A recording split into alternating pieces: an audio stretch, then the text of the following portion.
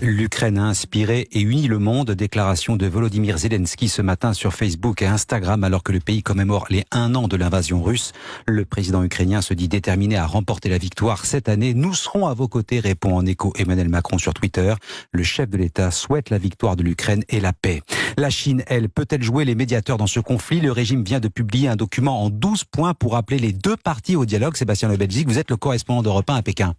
Oui, Pékin a dessiné en quelque sorte une ligne rouge. Le gouvernement chinois s'oppose au recours à l'arme nucléaire. Vous savez que le président russe Vladimir Poutine avait brandi cette menace. Alors dans ce document publié ce matin, Pékin demande également aux deux pays d'éviter toute attaque contre des civils, mais renvoie en quelque sorte Moscou et Kiev dos à dos et appelle à un dialogue politique. Cette guerre est un dossier délicat pour Pékin qui a renforcé depuis 1 an ses liens diplomatiques et économiques avec Moscou, consolidés par l'intérêt commun de faire contrepoids à Washington.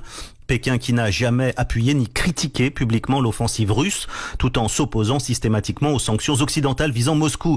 La Chine s'est d'ailleurs à nouveau abstenue cette nuit lors du vote à l'ONU d'une résolution appelant au retrait immédiat des troupes russes d'Ukraine. Il y a 2 jours, le chef de la diplomatie chinoise, Wang Yi, a rencontré Vladimir Poutine à Moscou pour lui présenter ce plan de paix chinois dont le président ukrainien dit maintenant vouloir discuter. Sébastien Le Belzic, correspondant d'Europe 1 à Pékin. La Chine, médiateur ou accélérateur du conflit? On apprend ce matin que le régime chinois envisagerait de produire à grande échelle des drones d'attaque kamikazes pour la Russie. Révélation du quotidien allemand Der Spiegel. Le soutien des Occidentaux, l'une des clés de la résistance ukrainienne qui compte surtout sur l'abnégation de ses soldats comme Mikita, lieutenant-chef de 22 ans, à la tête d'une unité de tanks sur le front du Donbass. En 1 an, il n'a eu que 10 jours de permission. C'est ce qu'il a confié à l'envoyé spécial d'Europe 1, Nicolas Tonev, avec qui il a noué des liens d'amitié au fil des reportages. Témoignages rares et forts au cœur de la guerre. Rouler en musique, fort, pour se faire du bien. L'arrêt loin de l'unité. Vas-y, tu peux parler, Mikita. En fait, la guerre, elle n'est pas seulement autour de toi, elle rentre dans ta tête. Ça te bouffe. Moi, ces derniers temps, je dors pas. Je fais des cauchemars.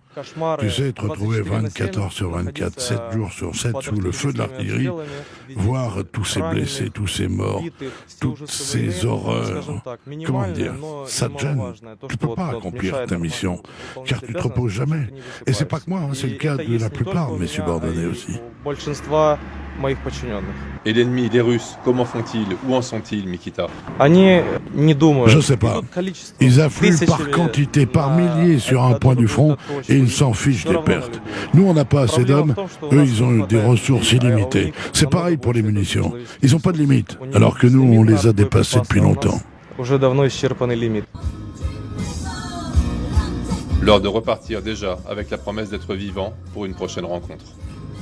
Nicolas Tonev, envoyé spécial d'Europe 1 en Ukraine.